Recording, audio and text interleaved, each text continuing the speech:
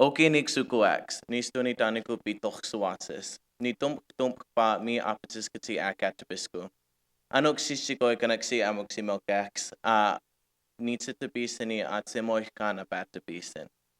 Hello, everybody. My name is Leo John Bird, and I am a Blackfeet member from northwestern Montana, and I'm also a Haida Tlingit from Alaska. I was honored and tasked today with welcoming you all to the Stanford Bright Award, as well as opening this event up with a prayer in my native Blackfoot language. So I'd like to invite everybody to please stand. And this prayer is called the Nitsitapisini Atsemoihkana Patapisin, and it literally means the Blackfoot prayer of life, asking Creator for thankfulness for all of you being here, thankful for our venue, and also celebration of life and who we are as a people coming together in this venue. So I will get started. Ayo apistaduki. Ispamokinan adasa de bichpinan. Spamokinan na kesuksi simstastanan na keskinipinan na titbipoisin. Maksitama pista batapisanan anikidenska tumadum apistaduki. Nitahkayisi sanan, nitahkay kakemasanan, nitahkikimotsi sanan, ispamokinan kinekatmasanan. Ayo kinetabisix, ayo nakpinatusti, ayo ispamitapix saktumitapix kinatuistamix. Ayo napinatusti, ayo kukumikisam, ayo iksikamix, ayo manikapi, ayo painux, pumokanoxisikoy. Ato yistotsis amok sini tayak suatupinan, kukinan na piosini, nisto watsamani kamutani, kenyaye. Thank you all.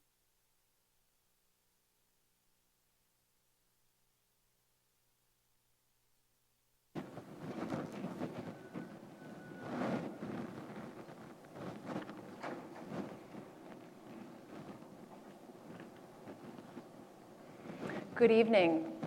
It's wonderful to see you all here. Welcome to the second annual presentation of the Bright Award for Environmental Sustainability at Stanford.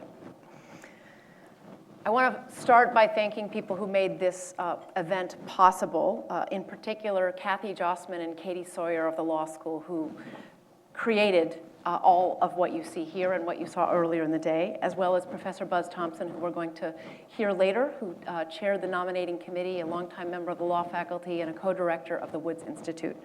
None of this would be possible without their incredible work. This prize was made possible by a very generous gift of an alum of the law school, Ray Bright, class of 1959, and his wife, Marcel.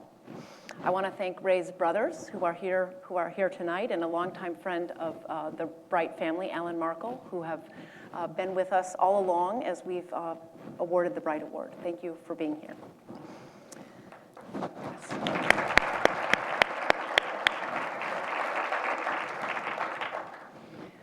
Before we recognize Art Sterritt, I wanted to talk a little bit about Ray Bright and Marcel and their vision for this award. As a child, Ray Bright spent countless hours outdoors with his father, who was a park ranger in Mount Rainier. At the age of 4, he became the youngest person to scale the 10,000-foot peak of Mount Baker in Washington state. His passion for the outdoors carried on throughout his life, and he and Marcel traveled to Yosemite, Death Valley, and many, many other natural wonders of the world. Ray had a very successful career as a lawyer, and he wanted to give back by helping to preserve the environment that he loved so much for generations to come. With the Bright Award, Ray sought to recognize people from around the world who were engaged in conservation efforts and other efforts aimed at achieving sustainability. He hoped that the award would both recognize the recipient, reward the recipient, and allow that recipient to have an even larger influence after receiving the award. Last year, the first Bright Award was awarded to Tasso Azevedo of Brazil, recognizing his leadership in promoting sustainable forest management. Tasso's efforts contributed to the reduction in the rate of deforestation in the Amazon by 80%, along with 35% reduction in Brazil's greenhouse gas emissions. His work serves as a formula for similar efforts around the world. This year, the award looked to North and Central America to find a recipient and found another inspiring and extremely successful leader. And the award this evening goes to Art Sterritt of British Columbia. Let me tell you a little bit about Art before he speaks to us today. Art is a member of the Gitgat First Nation in northern British Columbia, and for most of his adult life, he's been a successful and accomplished artist, sculptor, and goldsmith. But in the late 1990s, his community and surrounding territories, the place he lived, was in trouble. Industrial activity in the region depleted the forest, the fish, and other resources. The ecosystem was in danger of being completely destroyed. Most First Nation communities suffered from high unemployment, poor health, and some suffered from declining incomes. It was very clear that action was needed to protect and enhance the Indigenous communities and protect the ecosystem in which they lived. Art decided to set aside his art, at least full-time, and to fight for the land and culture he loved and he believed in. He was already a tribal leader among the First Nations, and so he was a natural to create the Coastal First Nations Alliance in 2000 to develop a conservation-based plan and to protect the Indigenous way of life. After Coastal First Nations was founded in 2000, Sterritt, Art, and other leaders began building coalitions. Their focus was on the Great Bear Rainforest, a place that National Geographic has called the wildest place in North America and the land of the spirit bear. A few hours north of Vancouver, the Great Bear Rainforest stretches along 250 miles of British Columbia coastline. It is rich in plant and animal life, and that land is the heart of the most ecologically significant temperate rainforest in the world. It represents almost 1/4 of the world's coastal temperate rainforest. In recent years, as Art recognized, large-scale commercial activity was threatening it. By building a coalition and eventually negotiating government-to-government agreements with British Columbia, Art and his group achieved incredibly remarkable results. Through 2 landmark agreements, one struck in 2006 and one in 2009, 21 million acres of the rainforest were placed under a sustainable form of ecosystem-based management by the coastal First Nation member tribes. 5 million acres of that forest are under full protection, completely off limits to outside activity and reserved for Indigenous, social, and cultural uses. For the rest of the territory, any activity must meet strict ecosystem-based management guidelines. The individual coastal First Nations must grant permission to any outside corporations wishing to conduct any business in the area. Only decades-long sustainable business plans are considered. But that's not all. Art has always believed that economic development must go hand in hand with environmental protection. He set out to raise a multi-million-dollar fund to support economic development in the Indigenous communities. In the beginning, few thought this dream of his would become a reality, but he skillfully forged ahead with the support from community leadership, key conservation partners, and he successfully raised $120 million in private, corporate, and public gifts. Half of that amount endows the Coastal Opportunities Fund, which supports programs that employ coastal First Nation members to steward, to monitor, and to protect the forests, the rivers, and the coast, tending to any problems and making sure that the laws and regulations are enforced. The other half goes to an economic development fund that supports all communities in the region that are designing sustainable businesses, such as ecotourism ventures and shellfish hatcheries.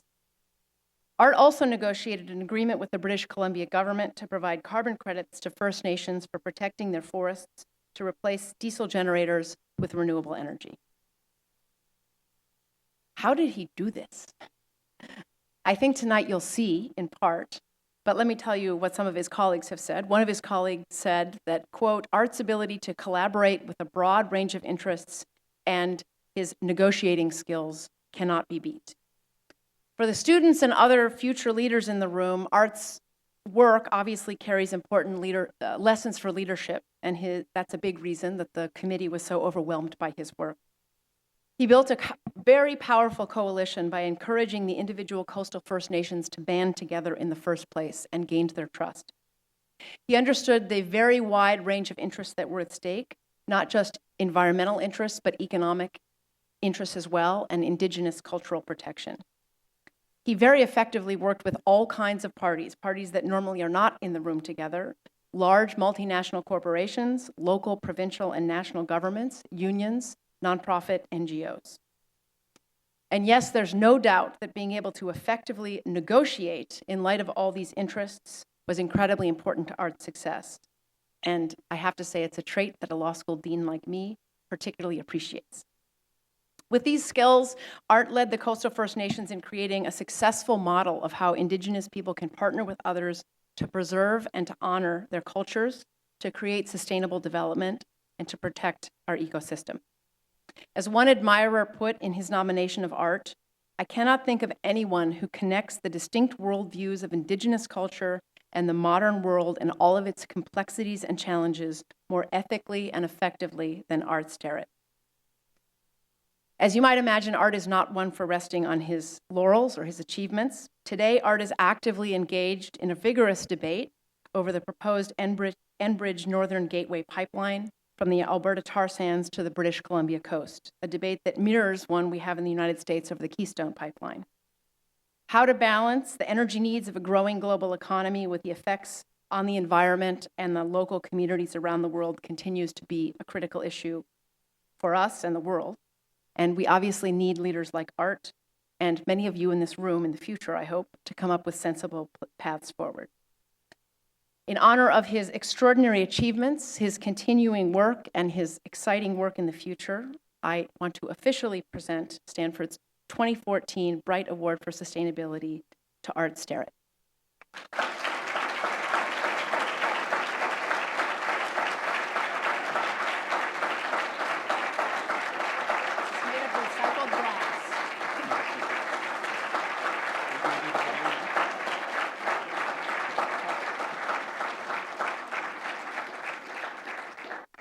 I promise you, Art will be back.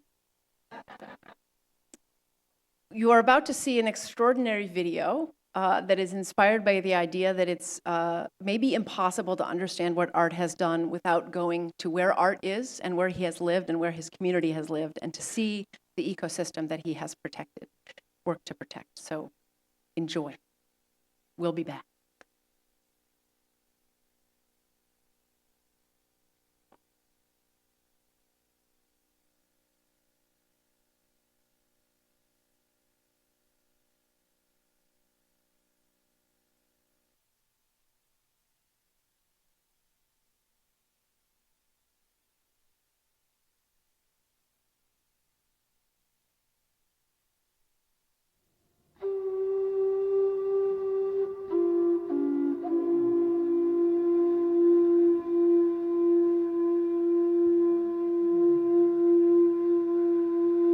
History tells us that if we respect the animals, we respect the trees, we respect water, it'll always be there for us and it will give back to us. Those are the laws that are written on the minds of First Nations. Those are the lessons that are given to us in our ancient stories, traditional knowledge of how to do things. We take those and we marry those with the best that science can offer today, and we figure out how we can move forward. That's what Coastal First Nations does. My name is Art Sterritt. I'm the Executive Director for the Coastal First Nations. All the First Nations who extend from the top end of Vancouver Island to the BC-Alaska border in an area that's now known as the Great Bear Rainforest. People say, well, where is the Great Bear? Well, it's basically where we are. We're the ones that define it, and it includes all of the people that live within the region, all of the First Nations.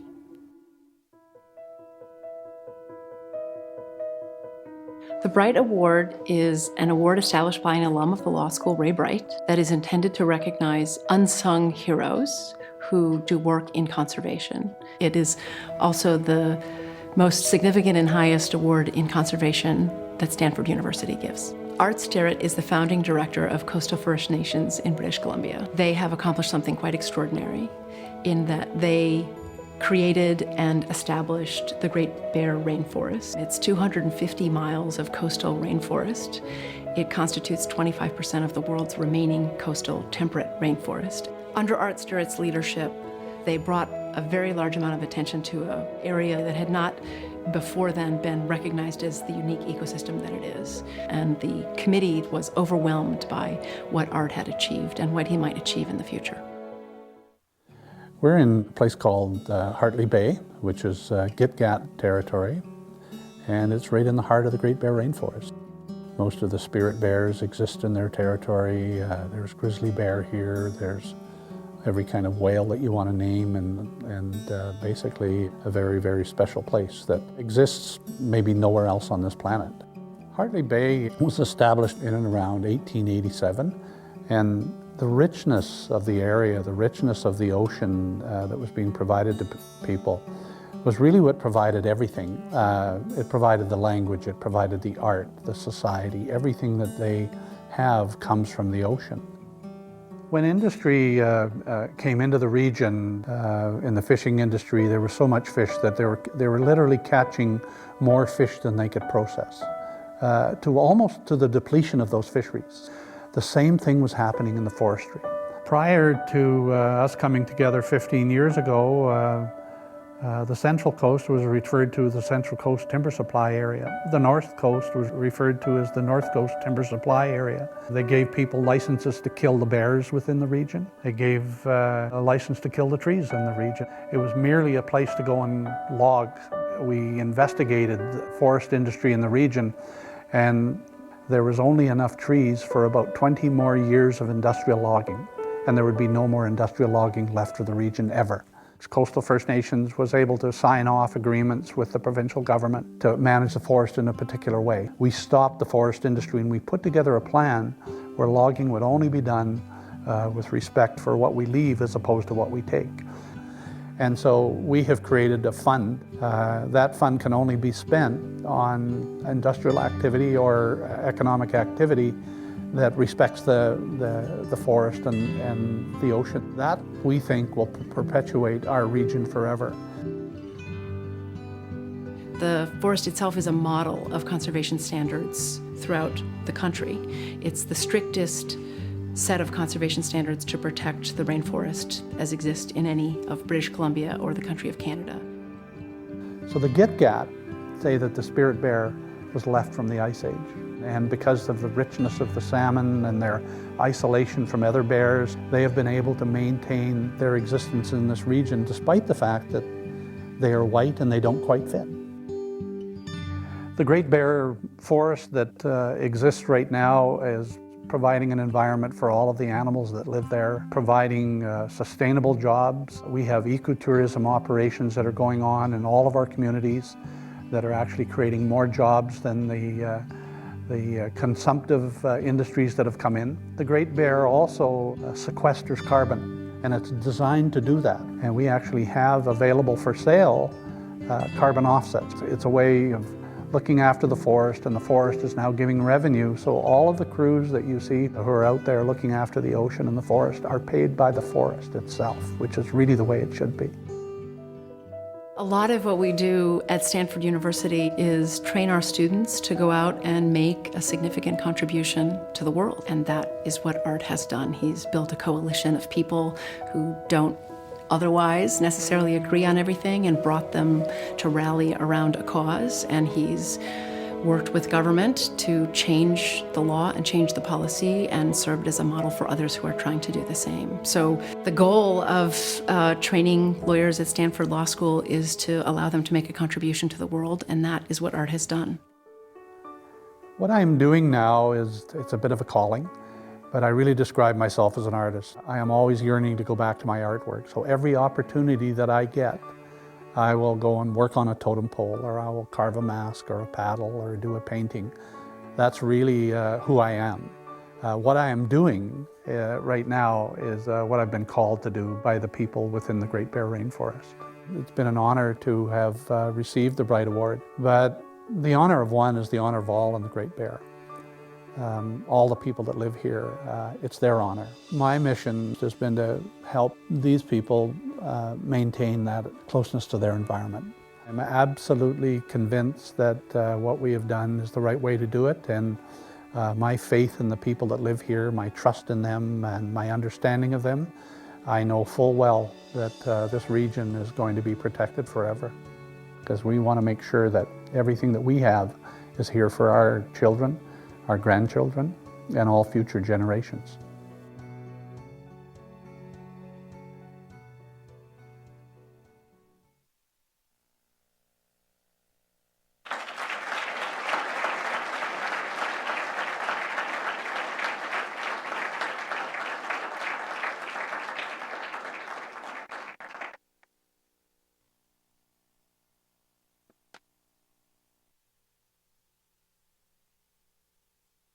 Thank you, Dean McGill, for your kind thoughts, and Chandra for the video.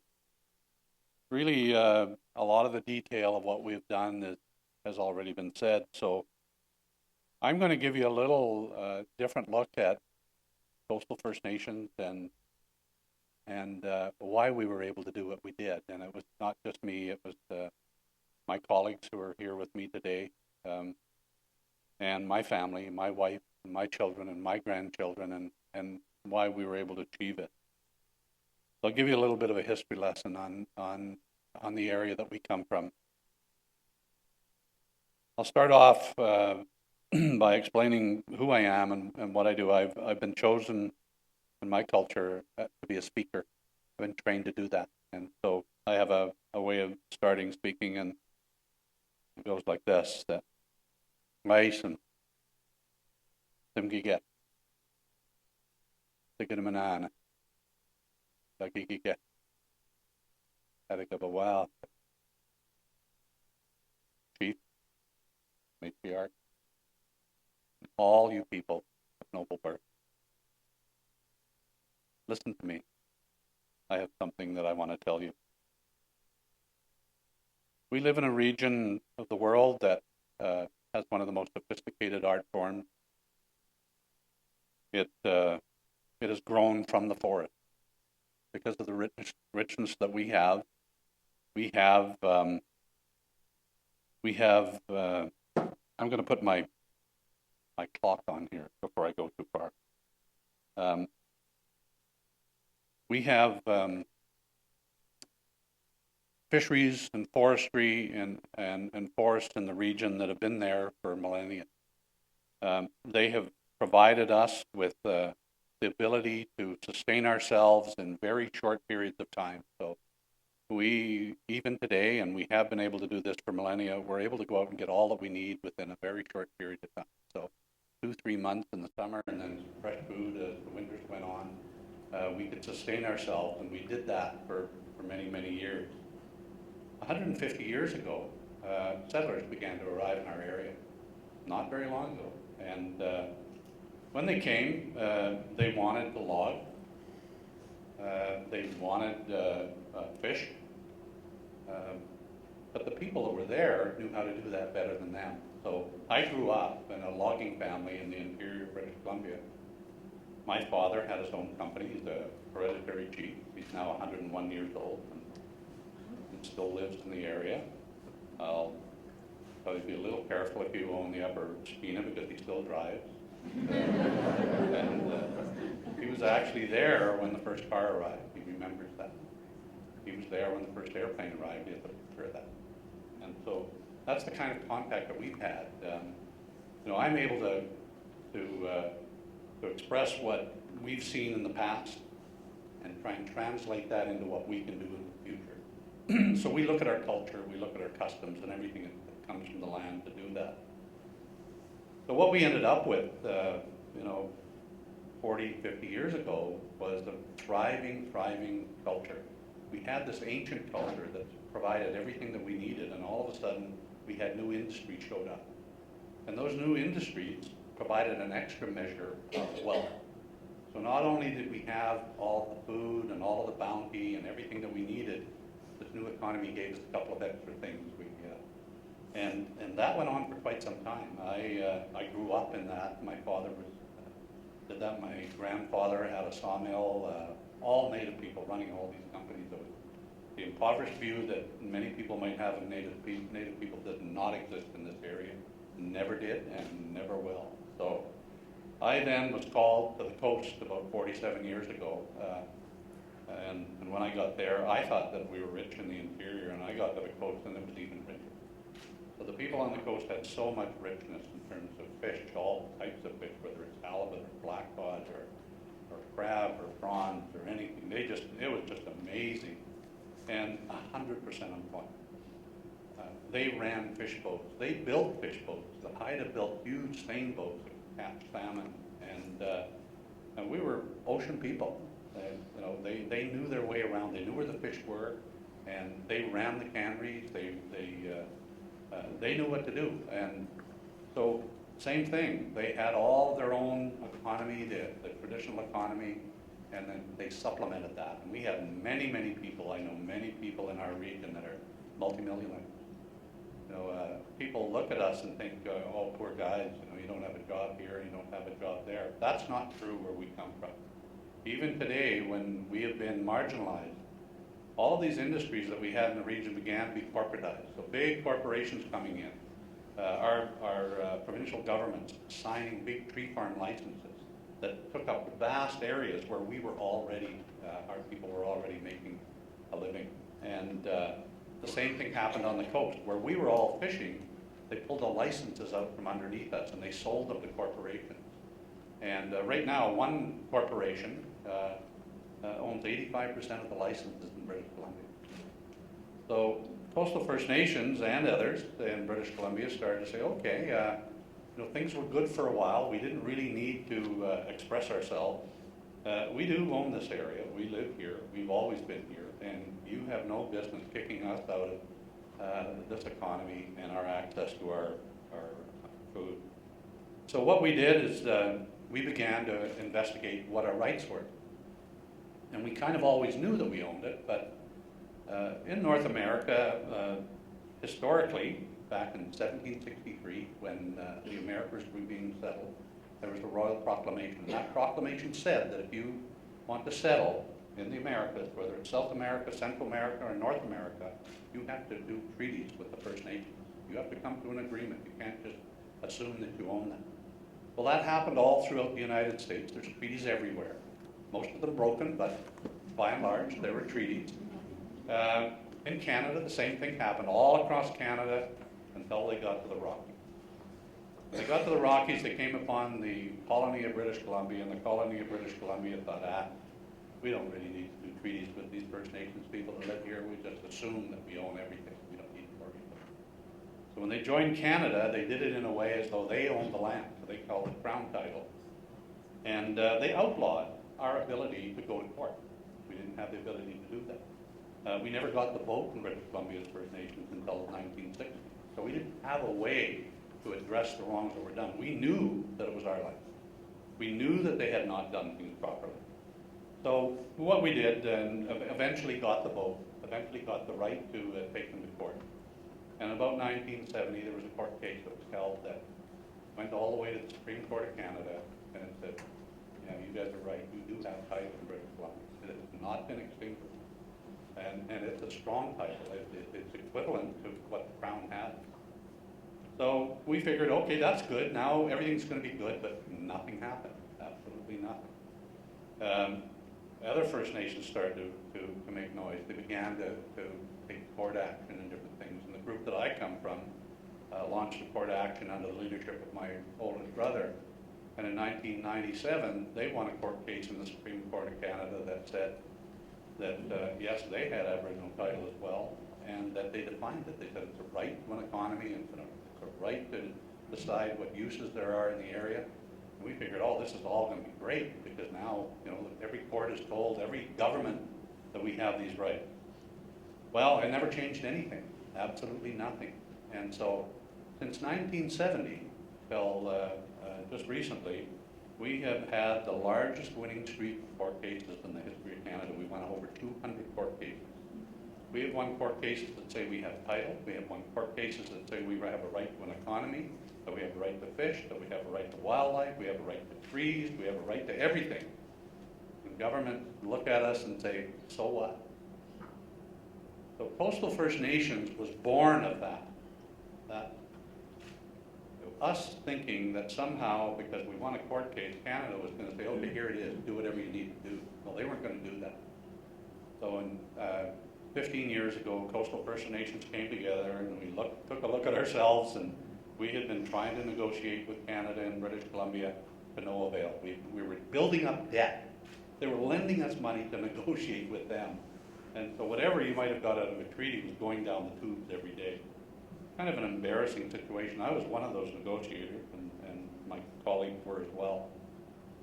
So 15 years ago, we came together and said, okay, nobody's going to give us anything as First Nations. We're going to have to do it ourselves. And so we came together, 4 different language groups representing 25,000 people in the 250-mile stretch of British Columbia, and we said, we're going to do it ourselves. For the first time in our long history of 10,000 years, we are going to come together and work together to breathe life into our rights, because nobody's going to do it for us. We have to pick up our own socks. And we came together for the first time, and we thought, okay, what more can we do? What kind of a strategy can we use to build this up? Well, we took a look out there, and there was a bunch of environmental groups that were doing a bunch of analysis of the area, and they came to us and they started describing what was going on. We said, whoa, hold on, what are you people doing? You're talking about our land. We have title to it. We're the government in the region. And really, unless you want to work with us, get lost. I mean, we literally had some of our chiefs in front of them saying, go away, get out of here, unless you want to recognize us as a government, recognize that we have title, and we don't want to work with you. Well, they put their hands up and said, by all means, we'll work with you. It was a bit of a shocker for us, Gujao and I and Gerald at that time are thinking, whoa, that was pretty easy. We've gone from having a 50-50 chance of making change as First Nations to what we consider to be now a 75% chance. As you well know, the environmental community can campaign like that. So they were in Europe and they were down here talking to Victoria's Secret about what kind of trees she cut down to do her magazines, and they were jamming everybody. That's a particular type of power. You marry that power with our legal rights, you've got a pretty formidable force. We had the logging industry in the area, which you heard the video saying 20 years, or Dean McGill, 20 years, all of the commercial forest would be gone. We got in front of the logging companies and said, okay, here we are. Environmentalists, First Nations, power of the marketplace, power in the courts. You want to take us on? They said, no. We'll come over on your side. And so they did, and we thought, okay, we're going to do a plan. We're going to do a plan for this whole region so that this will be sustainable, so that all of those things that we'd enjoyed for millennia would be there forevermore.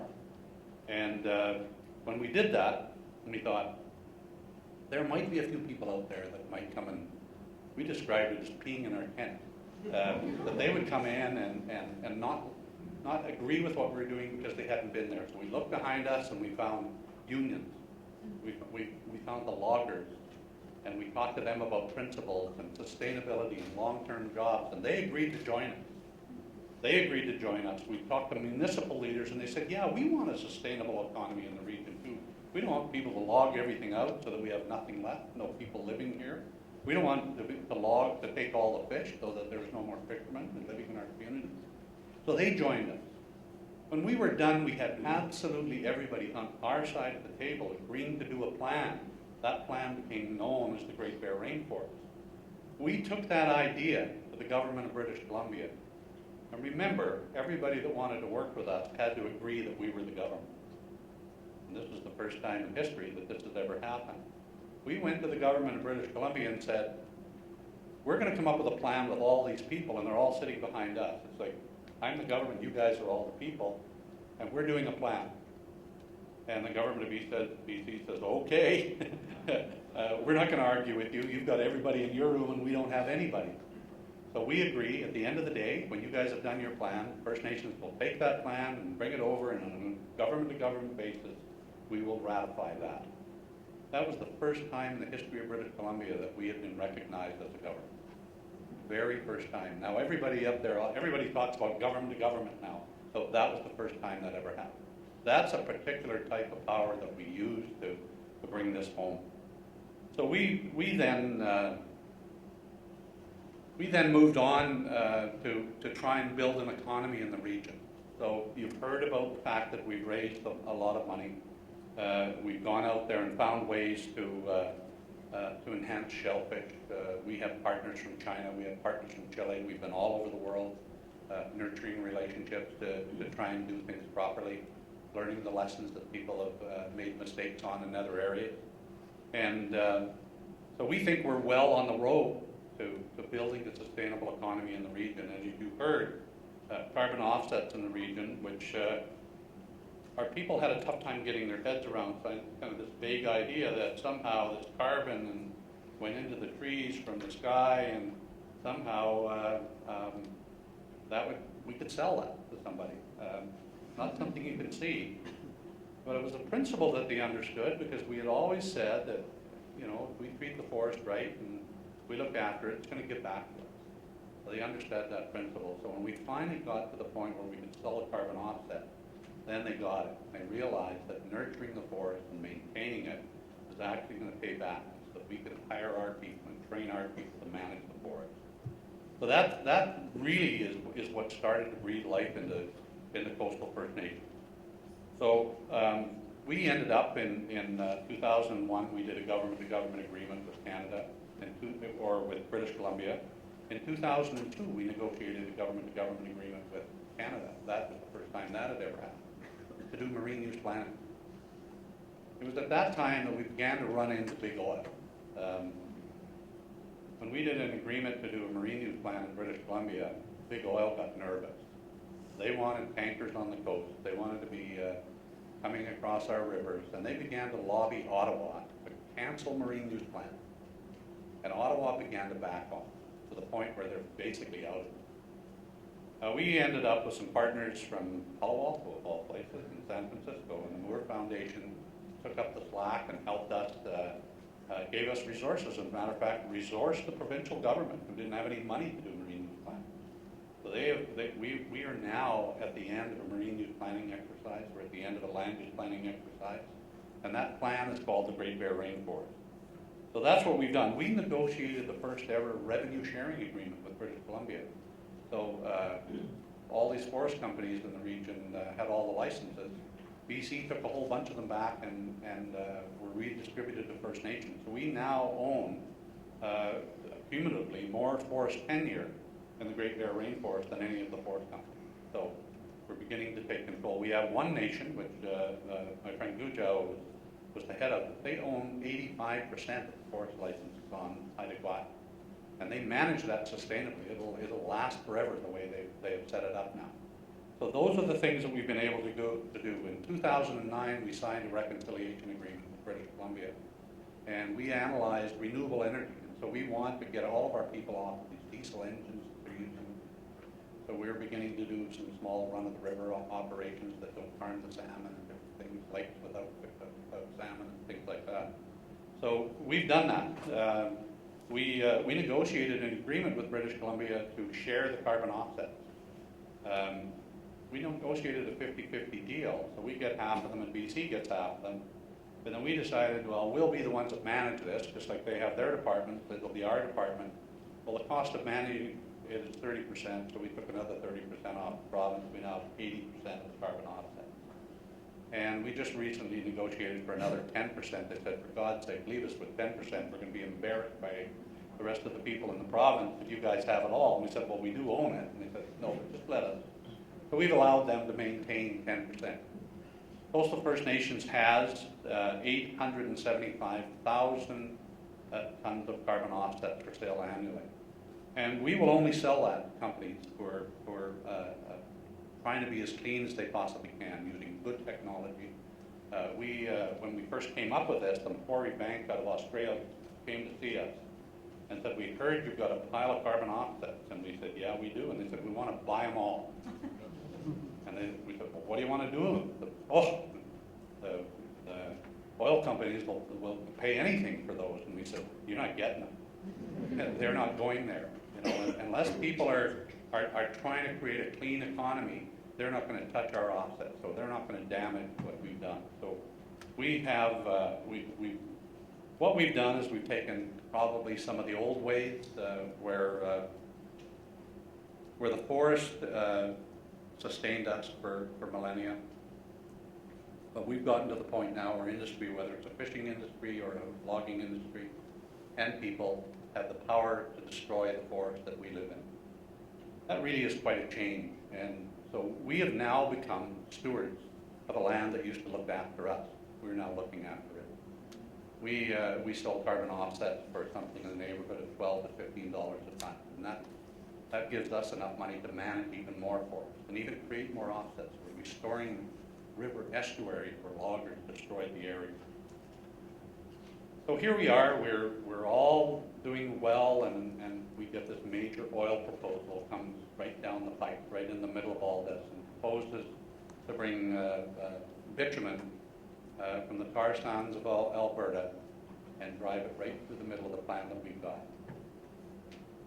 Well, we're a pretty pragmatic group, so we really didn't say yes or no. We said, okay, we'll study it, we'll figure it out, just like we've done with everything else.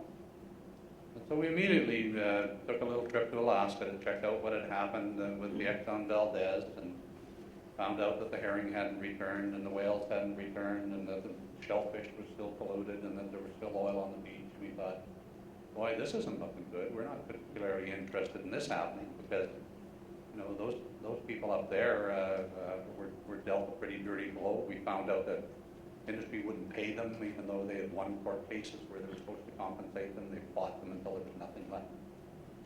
In the middle of all this, we end up with a spill in the Gulf of Mexico. Well, my friend Gerald and I went down to the Gulf of Mexico and went out into the Gulf with the president of the Louisiana Shrimp Association, a tough little Cajun man. We were actually banned from the water. We weren't supposed to go out.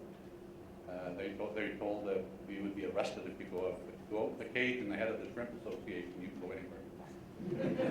And so he took us out. We went out. There was billions and billions of dollars worth of boats. The biggest cleanup effort in the history of the world was going on in the Gulf of Mexico. And we got out there, and there was a slight chop in the water, and we said, what's going on? Why are these boats all tied up? And they said, it's too rough. What do you mean it's too rough? It has to be flat calm before you clean up oil. You've got a 1-foot chop, it goes over the booms, they can't corral it, they can't do anything.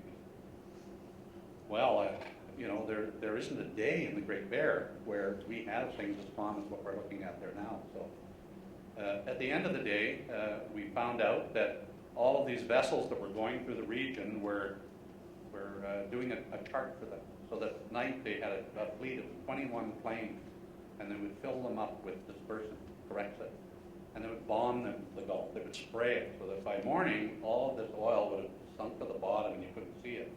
That did more harm to the environment than anything else. And so these people from Enbridge Northern Gateway came back to us and said, okay, what's your answer? And we said, you guys aren't ever coming here. And as a matter of fact, we declared a tanker ban in the region. We'd never allow them to come in there until industry would come and show us that they could actually clean something up instead of just covering it up. That gave us a particular type of power when we did that. We, at that time, were being threatened by the federal government. They said, well, bring in the Army to get the pipeline. We said, well, just bring it on. That's what you want to do. But over time, they realized, the Prime Minister learned that these Aboriginal rights that we had in all these court cases that we were winning, we're not going to allow him to do that he couldn't just jam us. So the legal rights begin to come back again. And so that tanker ban began to enjoy a lot of support. And one of the biggest lessons that I wanted to share with all of you is one of the lessons that Gerald and I and my colleagues learned in Gulf of Mexico. They said, you might have Aboriginal rights, you might have this, you might have that, but don't forget you are dealing with the richest industry that we've ever seen on planet Earth. These people have more money than anybody. They can fight you wherever you go.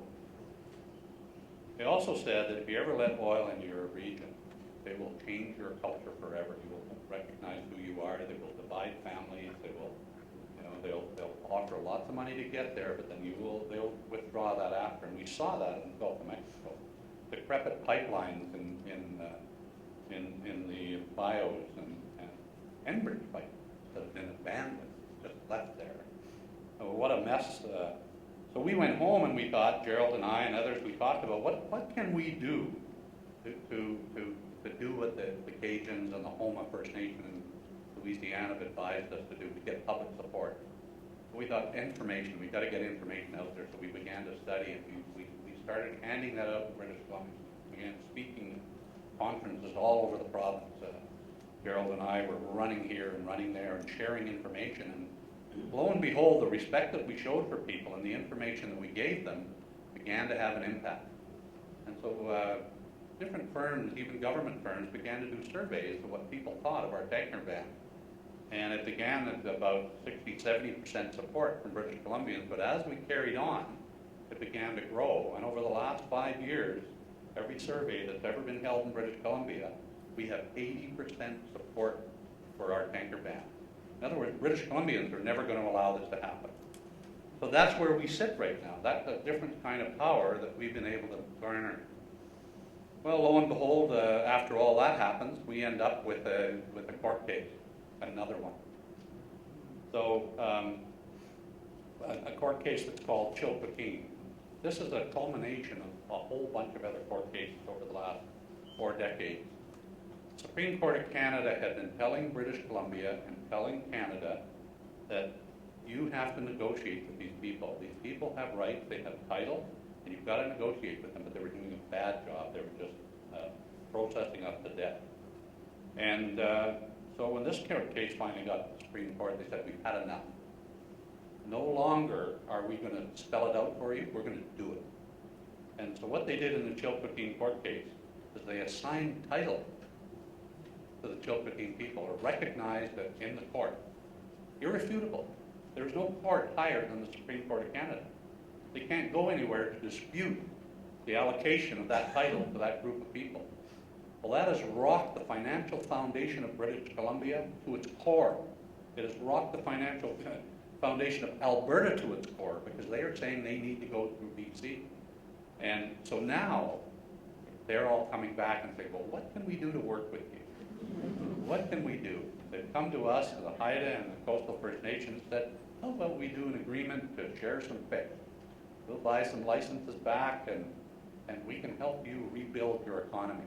And so that's kind of where we are right now. We're in the middle of that.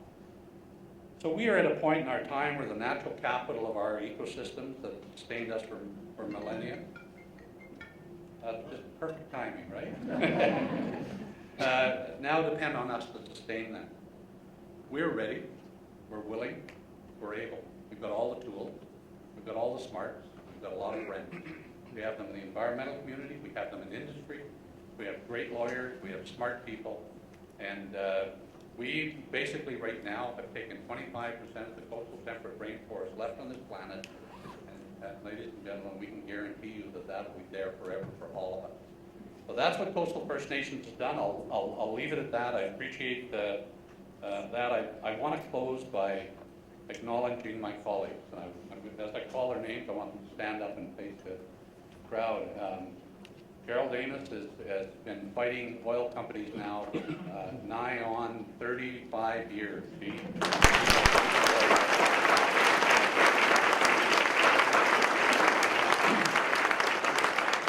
When we were in the Gulf of Mexico, Gerald was our president. He's not anymore. And then Gujau, who was the president of the Haida Nation for many, many years, he has fought loggers and oil companies and everything.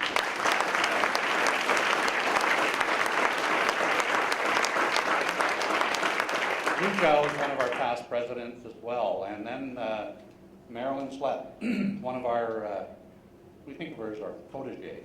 She's one of our successors. As we get a little older, Marilyn has been moving into leadership roles, and she's our current president. And so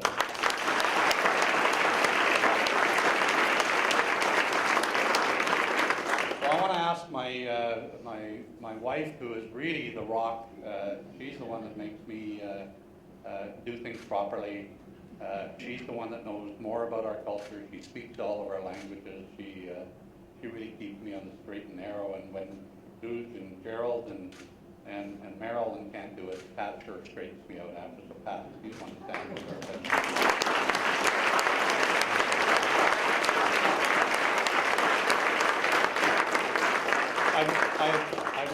I want to acknowledge someone else here too. My oldest brother was the head of a tribal council that won one of the most significant court cases in the history of British Columbia. It's the Delta Moose case, where Aboriginal title was defined by the Supreme Court of Canada. And so the court case that we just had was an implementation of that. My brother Neil is actually an honorary doctorate from the University of Toronto for the work that he's done.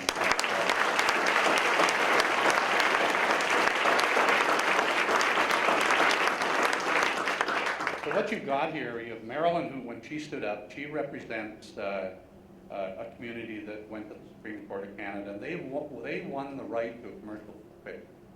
They have the right to go out there and build an economy based on fisheries. The Haida got sick and tired of government ignoring all of these court cases, and they went to court, and they won a court case that said that Canada and British Columbia are not allowed to go around us. They have to talk to us. They have to sit down and talk to us.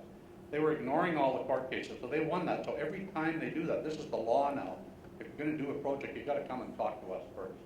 And so the Haida won that. So what you've got in this room is 40 years.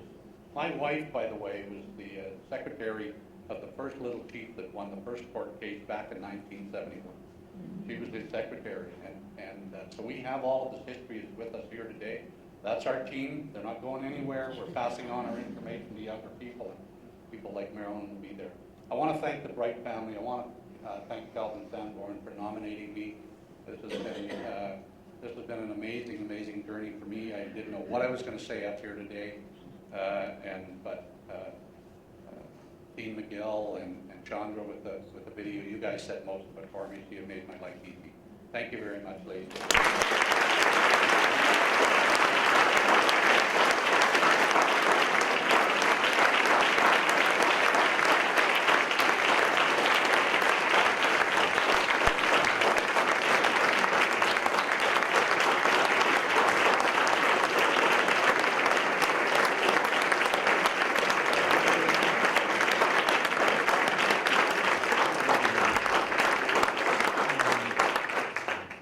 So my name is Buzz Thompson. I, as Dean McGill mentioned earlier, am a professor here at Stanford Law School. I'm also one of the two directors of the Woods Institute for the Environment.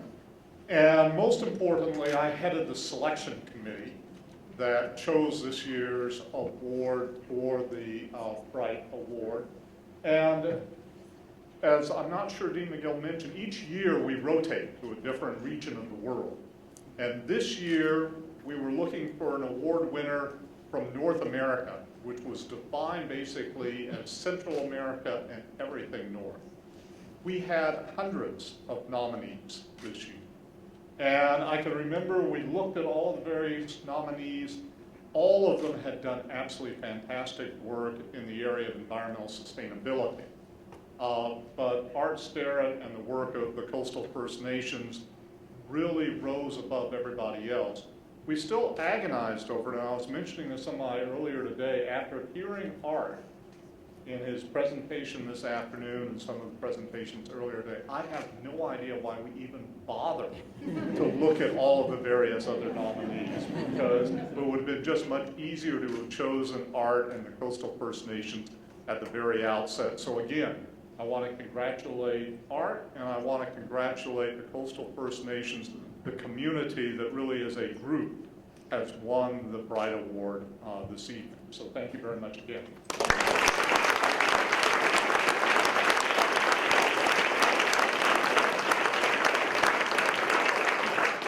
So with that, we have about 10 or 15 minutes for questions. And I think we have microphones. And so in a moment, what I'm going to ask is if you have a question, just raise your hand and a microphone will be brought over so that you can ask Mr. Sterritt any questions that you have. I just want to, however, take the privilege of asking the first question. My question, Art, is what's next? Given all that you have accomplished so far, are there still some goals that you would like to achieve that you don't feel that you're quite there yet? And if so, what are them and what are you going to be doing about them? Yeah, absolutely. We're far from finished. We thought we would be. When we began as an organization, we had a sunset clause. We'll be done in 5 years. That was 15 years ago. I can remember us bringing our board together and saying, okay, guys, we got another year and we're over. And they said, maybe we better make it 7 years. And then we got to the 7-year point and they said, the heck with it. Let's just stay together and just keep on doing stuff. So as long as we're useful for our communities, as long as we do good work, we will continue to operate. I'm getting a little long in the tooth and short in the hair, but we have young people coming up who can actually continue to do this work. My role in the future, and one of the things that I'm excited about with the Bright Award, Because we do get asked to speak to other First Nations all over, other Aboriginal people all over the world. So Gujau and I spoke to Parliament in the Senate in Palau.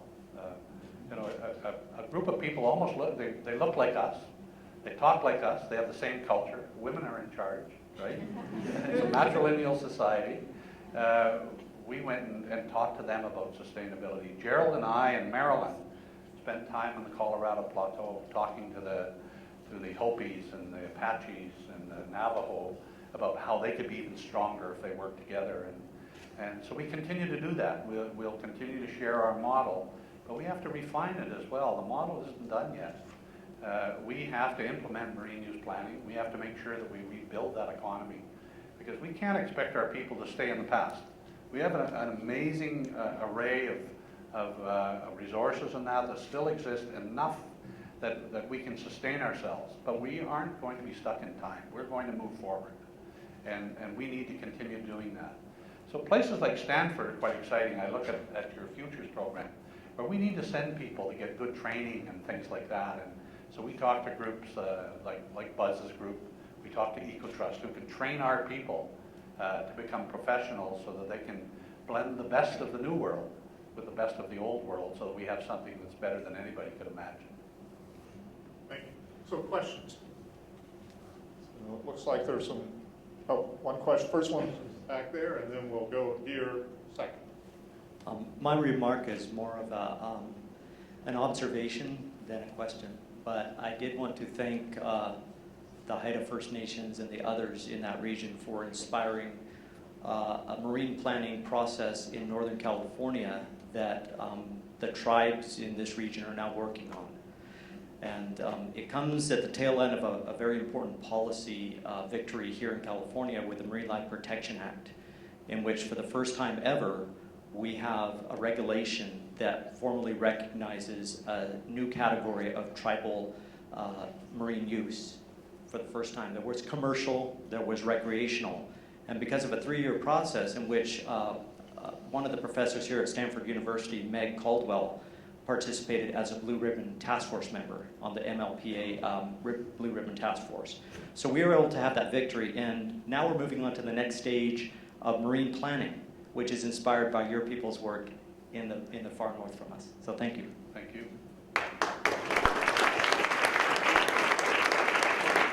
So a question here, and if I could ask, by the way, if people keep their questions relatively short, we'll be able to get more answers in. So. Sure.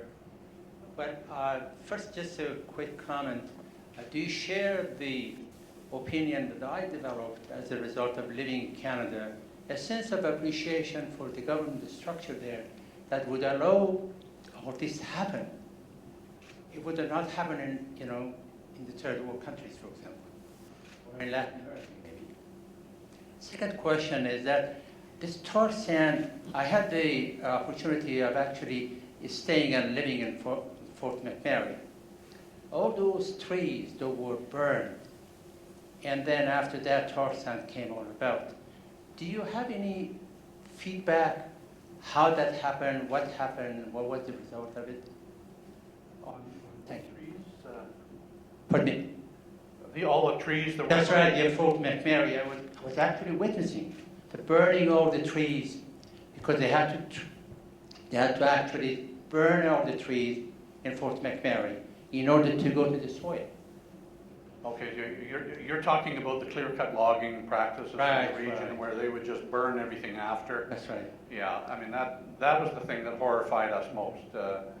We all grew up in sustainable logging in Haida Gwaii and Central Coast and North Coast, where we would go in and take whatever trees were ready to be harvested, leave the rest and let them grow.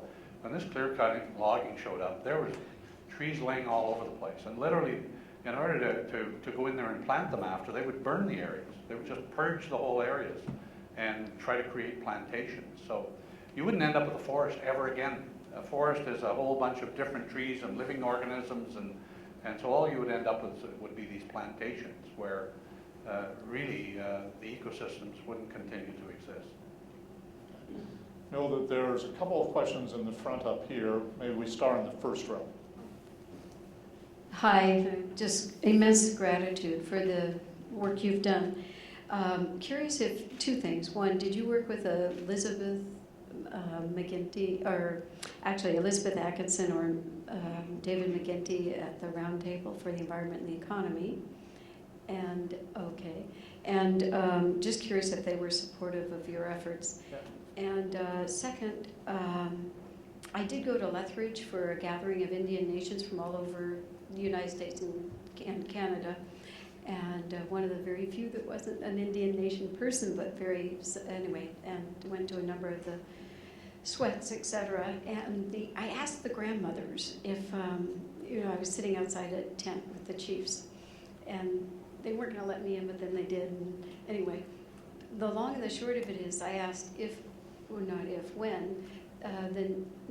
different countries like the United States run into trouble, would the Indian nations help us?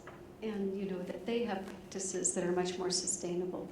And so I wonder if some of your future work could be about helping people to understand how to work with all the natural systems in more harmony successfully. Yeah, that's a very good question, and when I talk about the support of 80% of British Columbians for what we're doing, it's not just on our tanker ban. They really are starting to tune into the fact that natural capital that comes from our region, whether it be water or air or the earth or all the things that are within it, are the things that sustain us.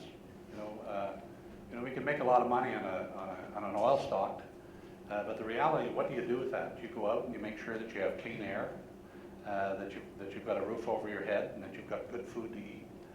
And really that's what we're looking at in our region. That's the foundation of all society. And British Columbians are beginning to get that. So we were asked to go and join different groups and talk about our model, and we're getting support not just for our tanker ban, but because of the leadership we've shown there and how pragmatic we are, because we don't oppose all industry.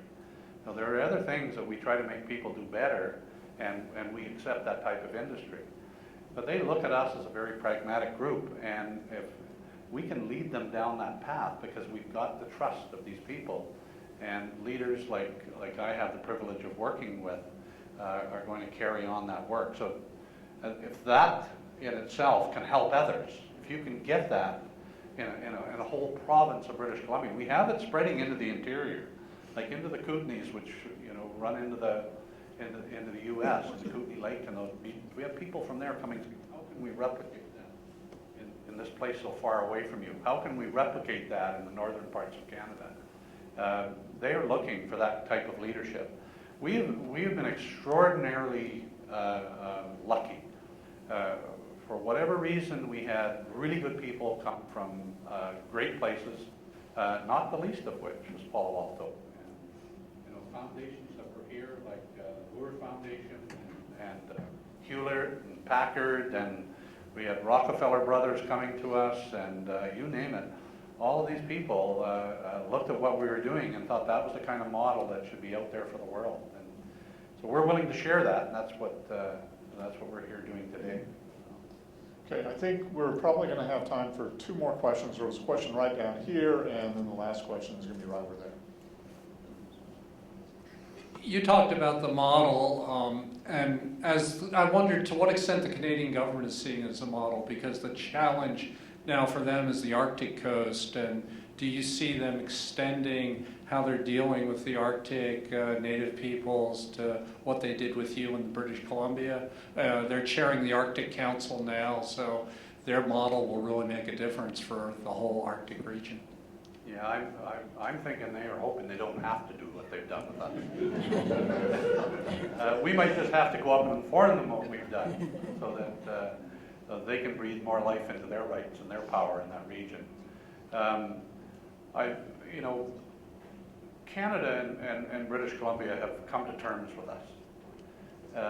We got a note from the federal government shortly after this last court decision saying, hey guys, we want to come over and do a reconciliation agreement with you guys. Canada's never said that before. BC's been doing it. They got it a while ago. But Canada now wants to come and talk about our place in the fishery, how we can restore fisheries, how we can get back into that. They wouldn't talk about that no matter where you went. We have treaties that have been signed in British Columbia where they wouldn't do that. They wouldn't talk about fish. And they've now come to us and said, we're going to do a pilot project with the Haida and coastal First Nations, and we are going to talk fish. We're going to get back to basics. So that's the kind of things that we've been able to do, and hopefully everything that we do ends up, everybody else in British Columbia ends up doing it sooner or later anyway, which is the way it should be, and hopefully people in the Boreal and the North will share those lessons. So, Buzz, if that's it on that. But we actually you have got one more yeah. question Okay. that I promised over there, and then we will finish up. Yep. All right, thanks for all you've done, and thanks for your patience today.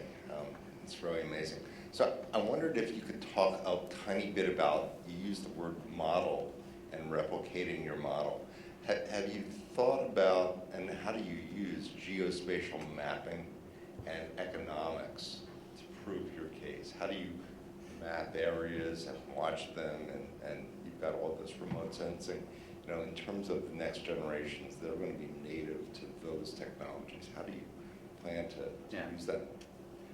That's a really good question, because we've actually, every one of our communities now has trained people who are out on the land quantifying things. They have GPSs, they have little computer boxes that are fed by the, they can send information up to the satellite, and they are showing how the natural habitat is beginning to restore itself. I can't help but talking about a model.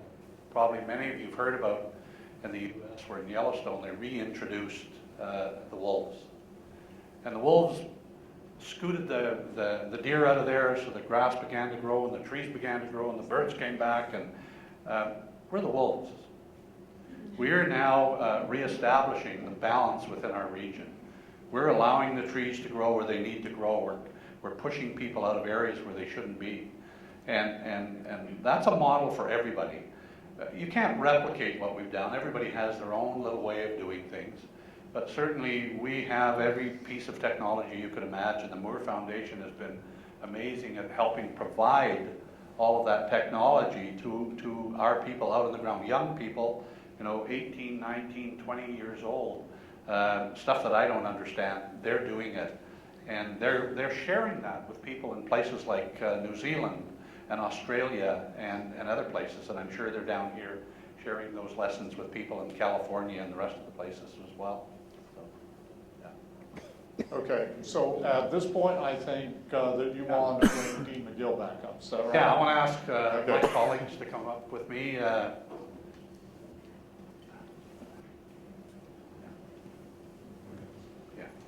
So Gooch, Dean McGill,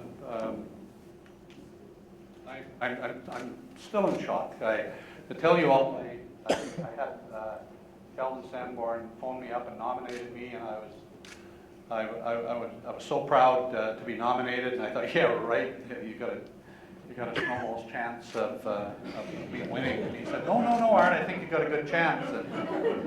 And I'm sitting on my couch with one of my grandchildren, and I forget what night it was. It might have been a Sunday night or something. And I get a note from Dean McGill saying, we're offering you the Bright Award, and do you accept? And I read down further and found out what came with it. And my wife said, accept. So she said she got the quickest reply in history. And we sat down with our kids and told us what had just happened. And so, but Dean McGill, in our culture, we try to give back. And when somebody gives us something, we reciprocate. And so I've asked our current president, Marilyn, to come up and present you with a gift from Coastal First Nations and my family. It's a paddle that Oh my goodness. This is beautiful. Represents what we call the Pacific salmon forest. If you hold it this way, what you're really looking at, the DNA of everybody and everything within the Great Bear Rainforest is the same. I eat fish. I have the same DNA as the trees. The trees are fed by salmon. Bears eat it, and they're scat in amongst the forest, and the birds eat it. Everybody there has the same DNA. If you check our DNA, you'll know exactly where we come from. So that's what this paddle is. This paddle has the same DNA. This is a piece of yellow cedar out of the Great Bear Rainforest, and it has what we call the Pacific Salmon Forest design on it. And so Dean McGill, on behalf of Coastal First Nations, and we want you to cherish that the way we cherish our relationship with you. So, We will.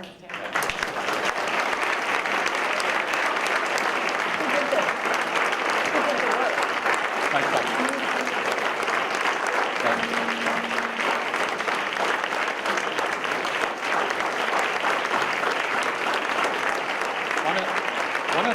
One of the things these three people have is a lot of courage, and I'll tell you why it takes courage.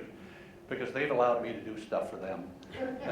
Where I come from, you have a really tough time getting a mandate. And these three people here have stood behind me when people were trying to do other things behind me. And they've protected me. And they've allowed us to do some pretty amazing things. And it's them that have done that. And so that's why they're here with me. They're the three people that are most responsible for what we've done in the Great Bear Rainforest. They're awesome people. So Gerald and Guj and Gujal wants to close this part of it with a little song before we go and eat something.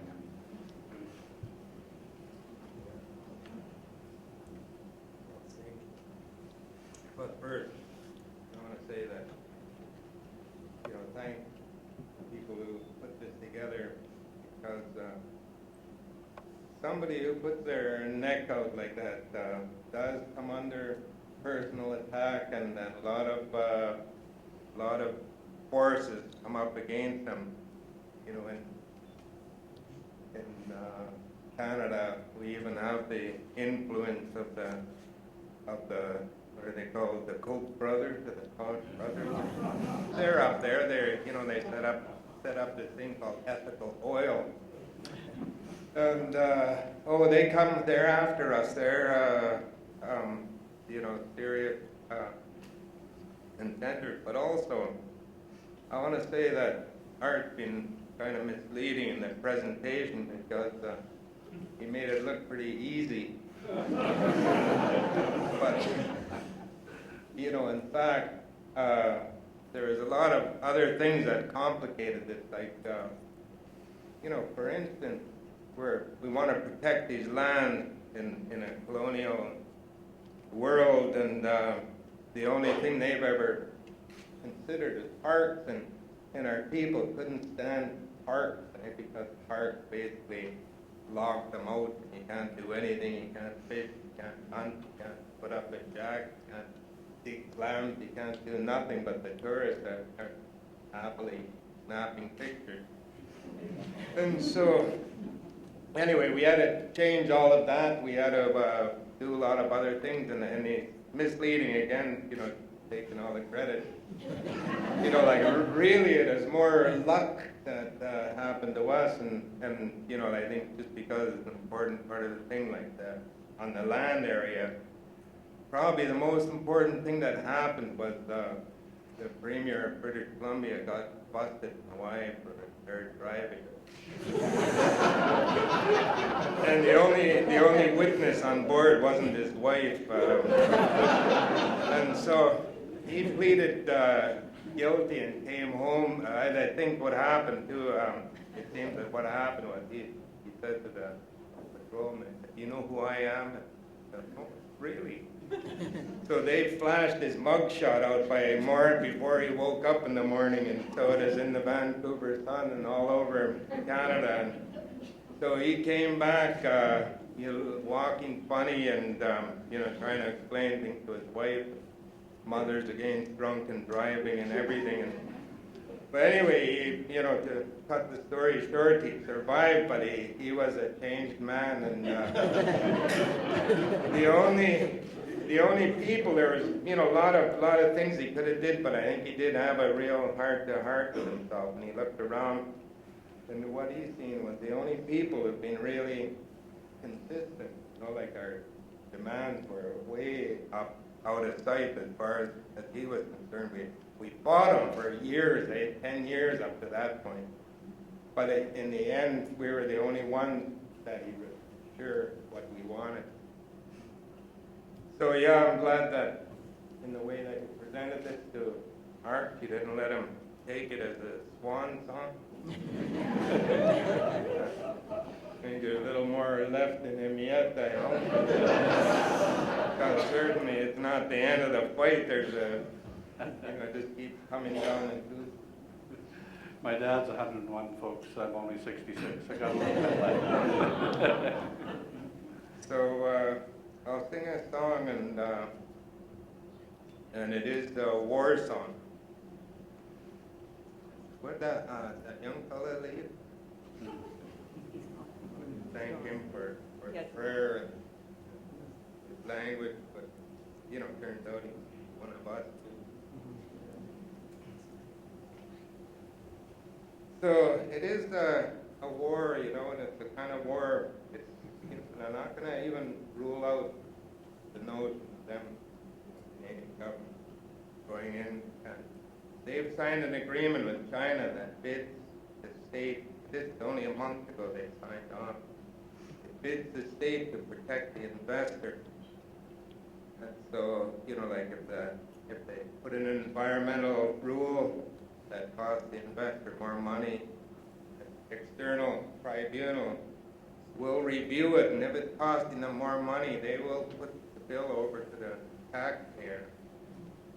As well, if the Indians go out and stop the pipeline and it costs them money, the state is obligated to pay. And similar agreements, these have been signed for a while, and it's happening all over Central and South America, where Canada, United States companies are down there. In Peru, 200 Indians were gunned down years ago, trying to stop your company? Trying to stop the Hunt brothers putting in a pipeline. 27 police died. So that is the reality of it, and it is that new corporate world order that we're against. It's not, like the premier who has it has no conscience, no anything. What we're all up against. In fact, probably your pension dollars are invested in some evil scheme that's wrecking something somewhere. So, hard to do it when you start thinking about it. You better make sure. So, a war song, and our people have fought but never considered that life was cheap.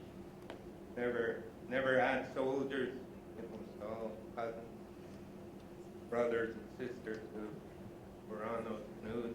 So then they knew that the other people were the same. And so there was a lot more to a fight than just going to kill the most. And it was never about the land, stealing the land. They never stole land from each other. Might have stole you. People, but not the land. So this is the war song.